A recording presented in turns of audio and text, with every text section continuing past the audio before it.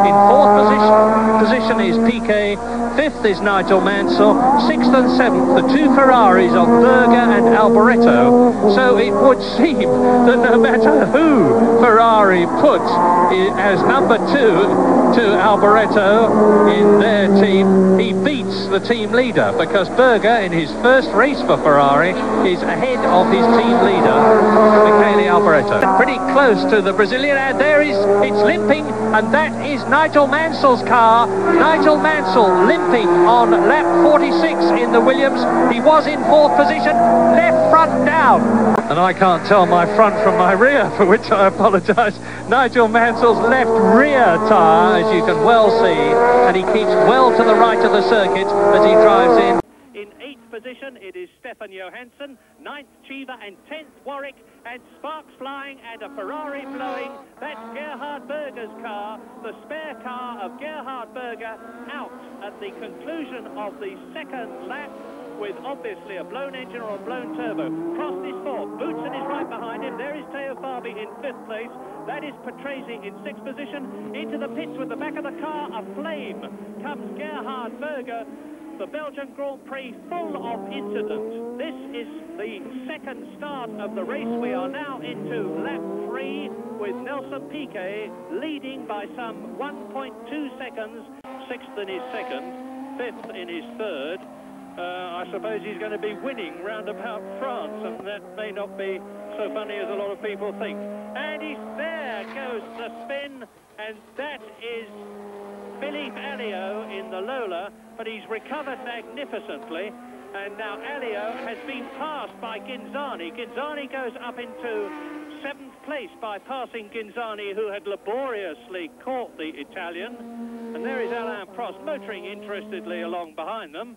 He probably just missed that, concentrating on his own racing line. Well, he literally did just miss it, as you saw from the replay. Yes, that was could have been the most unfortunate way to finish this race, and that was very close indeed.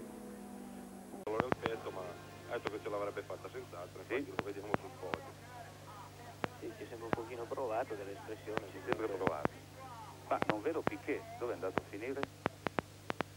Non ho visto Nelson Piquet. Ci sembrava un po' seccato. È molto seccato. Stranamente per un secondo posto non è mai da buttare via.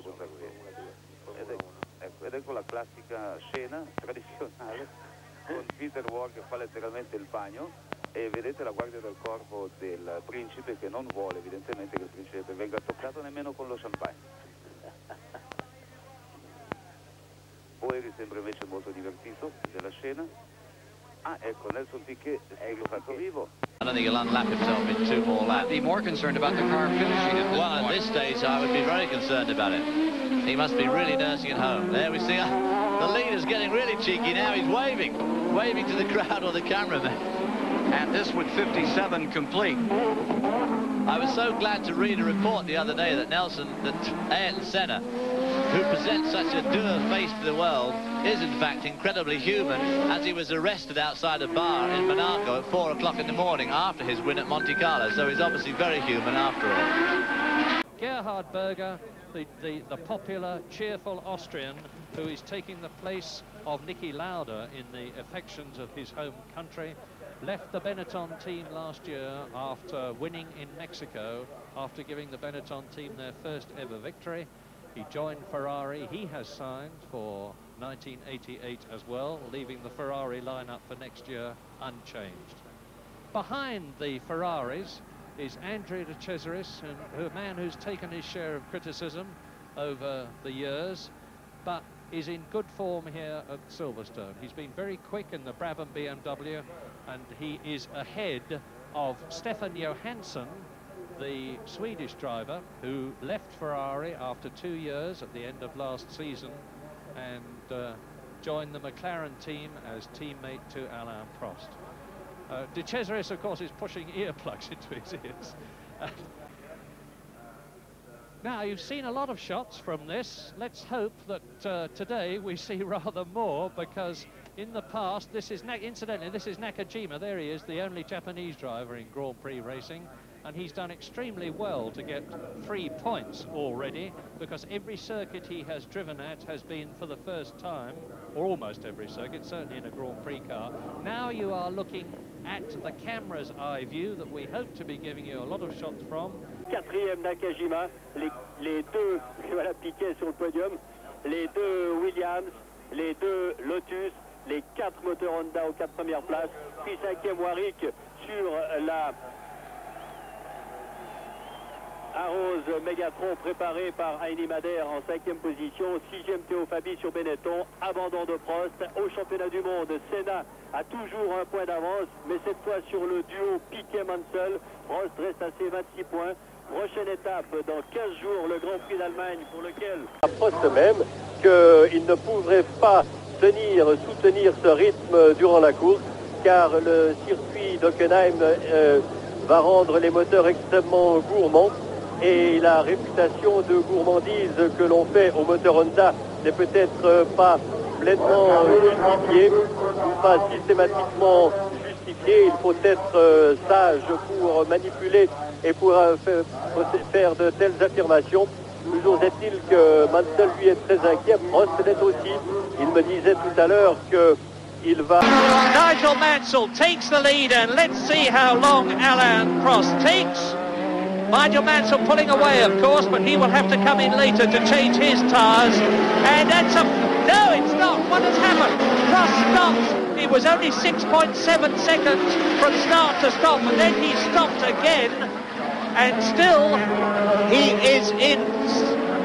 He hit the jack. That's what happened to Alain Prost on lap 4. The race and off goes Alliot. That's Alliot, and he'll never get back. Oh, well, he's keeping the car moving. What a masterly bit of driving, because he must have whacked it into reverse to keep it going across the gravel.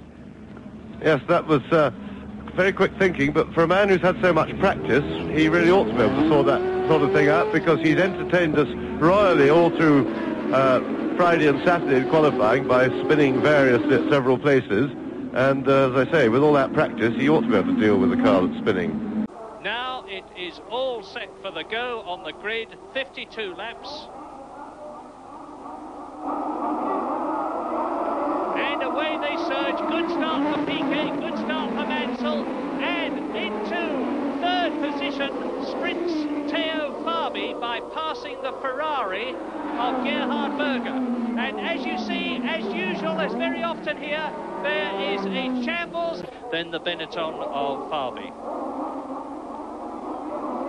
52 laps, and Piquet scorches away. Mansell is left, and he's left very badly indeed. Look how he's being passed, and there's another coming together. A car dragging along the Armco, 2, 3 of them out, and one of them is Stefan Johansson, and there's a Ferrari down there, and they're all over the circuit. This is far worse than the first one. Streff is in trouble again. Fabre is in trouble again. Alliot has stopped. There's at least 6 cars. Jonathan Palmer has stopped, but his car looks perfectly okay. Christian Danner has stopped. Well, this has to be some sort of condemnation, I think, of the Austrian circuit here. Is it wide enough? This is the second time it's happened. Prost looks as though he's ready to start from the pit lane. So it's Piquet in pole position, Mansell second, Berger third. Third time. Is it going to be a decent start? It's a long drag. They've got their clutches out. It's much too long, but they get away. Piquet's good. Berger is ahead of Mansell. Boots is ahead of Mansell. And Senna is left on the line. Senna came out in the spare car, and he had clutch problems, and he's left badly. But now we've actually got a start for the Austrian Grand Prix. Piquet, Boutsen, then the rest go streaming through, and Capelli well up from the 23 starters. Il leveraggio del cambio, credo sia stato questo esattamente il problema. Ha sistemato il leveraggio del cambio ed è uscito girando sempre molto velocemente. Per cui il pilota belga avrebbe potuto essere l'outsider di questa giornata e si è portato a casa solamente un quarto posto. Al contrario del compagno Teo, che vediamo sul camioncino dell'organizzazione, dove è capitata qualcosa. Signore e signori, buon pomeriggio.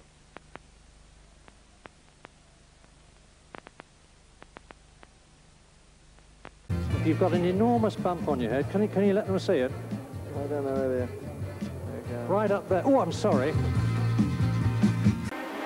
Up to the line, now behind Nakajima. Now, if we could look through the camera, please. No.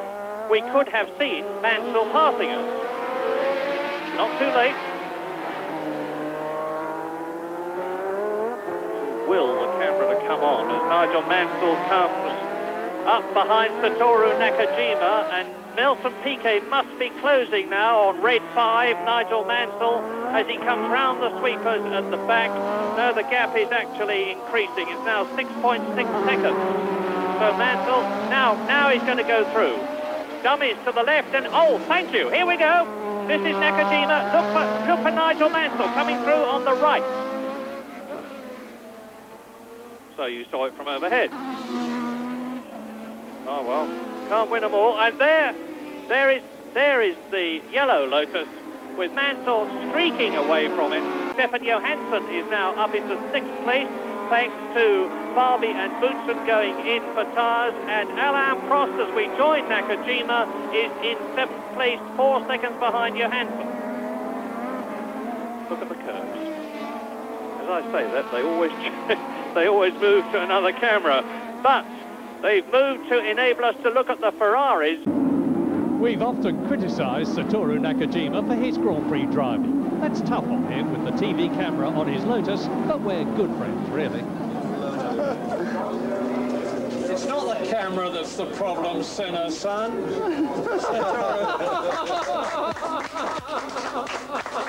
Thank you very much. Now, I have something to say. This is very kind and generous of you, and I appreciate it. But in England, we have a tradition. When you give a gift, you receive a gift back. I have a gift for you. It is a lens cap.